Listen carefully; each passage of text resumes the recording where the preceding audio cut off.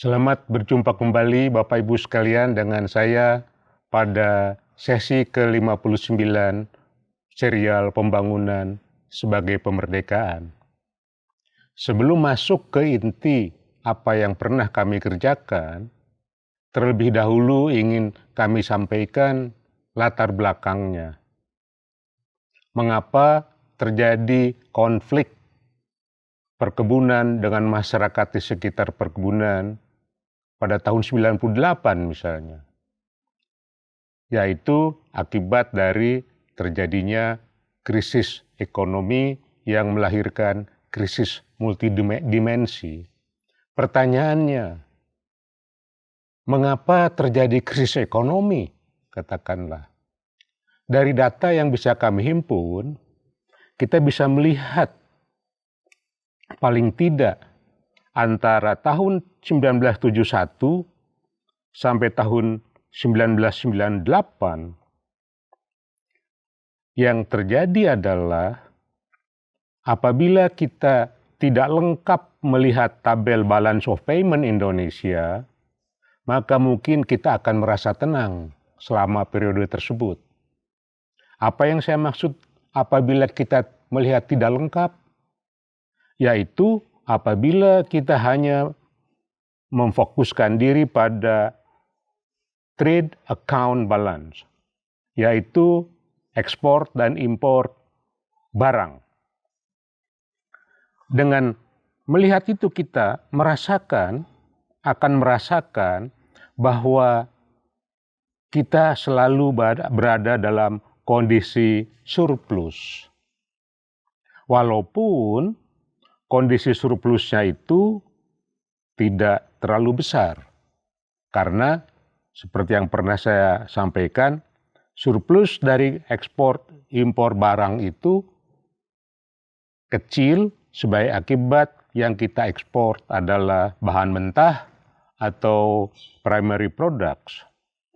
Tetapi kalau misalnya kita melangkah satu kolom lagi dalam current account, ya, yaitu service account balance, ya, keseimbangan perdagangan jasa, maka kita menyaksikan selama tahun 71 sampai tahun sekarang, ya, dan pada tabel ini ada sampai tahun 2000, ya, kita menyaksikan tidak pernah ada satu tahun pun kita mengalami surplus. Dalam service account ini, perdagangan jasa ini, ya, yang mengalami surplus hanyalah dari tenaga kerja Indonesia, remittance, dan dari travel atau tourism. Dari oil and gas, negatif atau defisit, dari investment income, apalagi itu paling besar negatifnya, dari freight, negatifnya besar defisitnya, sehingga total dalam balance of payment service account ini, atau perdagangan jasa ini, pada tahun 98 negatifnya atau defisitnya 14,3 miliar US dollar. Bapak Ibu sekalian, jadi dalam current account, ya, kalau kita jumlahkan antara trade account dari barang dan jasa, barang, kemudian dengan jasa kita totalkan, maka pada tahun 97, ya, defisitnya mencapai 5 miliar dolar. Pada tahun 96, defisitnya mencapai 7,8 miliar US dollar. Dan ini hampir semuanya defisit. Artinya apa? Sebetulnya sesuai dengan balance of payment ini, krisis tahun 98 mestinya bisa terprediksi karena kita tidak punya uang. Nah, kemudian apa yang terjadi dengan capital account? Disinilah utang luar negeri masuk.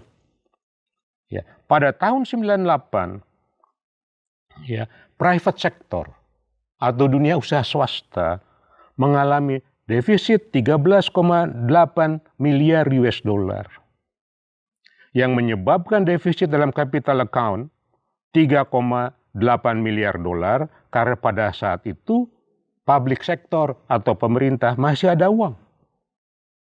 Masih surplus 9,9 miliar dolar. Artinya apa? Artinya adalah saya hanya ingin mengajak kita semua untuk menerapkan prinsip kehati-hatian dalam membaca balance of payment ini sebagai informasi penting untuk menunjukkan kepada kita apakah ekonomi kita sustainable. Bapak Ibu sekalian, model ini, pola ini akan tercermin di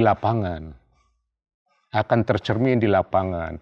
Yaitu walaupun sudah 100 tahun lebih katakanlah sawit ada di Sumatera Utara, teh ada di Jawa Barat, kopi ada di tempat lain juga, ujung-ujungnya kita akan mengalami suatu kebangkrutan yang sama seperti telah dialami oleh rempah-rempah.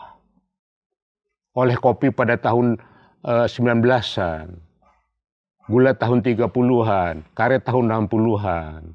Jadi Bapak Ibu sekalian, apa maknanya? Maknanya adalah kita memerlukan suatu pemikiran struktural untuk tidak mengulangi lagi kebangkrutan-kebangkrutan di mana selama ini ada presumptive judgment. Ada suatu belief yang mungkin tidak tepat, yaitu dunia usaha kita serahkan sepenuhnya kepada private sector, yang mana pada tahun 98 terbukti telah tidak bisa membayar utang, hampir 14 miliar dolar defisit, dan pada saat itu kita kehilangan kedaulatan.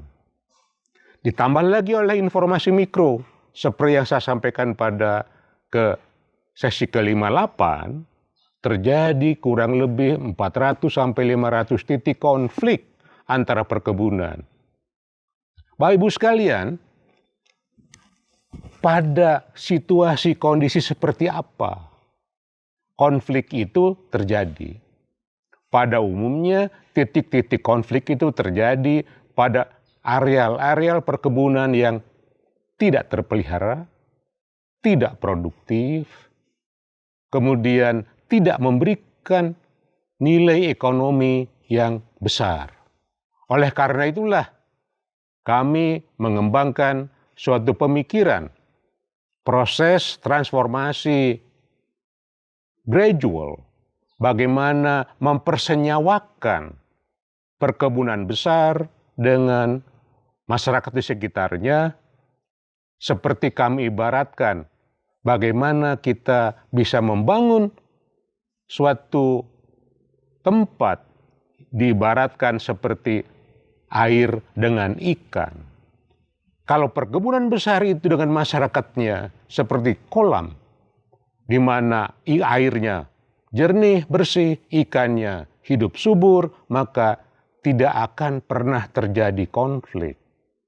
Gambaran inilah yang kami turunkan ke dalam 5 pola pengembangan perkebunan melalui izin usaha perkebunan SK 107 tahun 99. Yang mana yang pertama pilihan untuk koperasi. Jelas di situ. Izin usaha perkebunan bisa diberikan kepada koperasi. Yang kedua, pilihan-pilihan yang harus dibuat apabila ingin mendapatkan izin usaha perkebunan, yaitu kami istilahkan kerjasama antara investor dan koperasi. Kalau investornya dominan, kerjasama koperasi dengan investor, kalau koperasinya dominan, dan koperasi itu sendiri. Jadi, Bapak Ibu sekalian, itulah suatu konsep yang pernah kita lahirkan dan ada sekitar 74 izin usaha perkebunan yang lahir antara tahun 99 sampai tahun 2002 menggunakan format ini. Sekarang hampir 20 tahun, hampir satu cycle, bisa dicek ulang. Apakah format seperti ini hidup atau mati? Kalau mati, maka ini merupakan pekerjaan rumah bagi kita.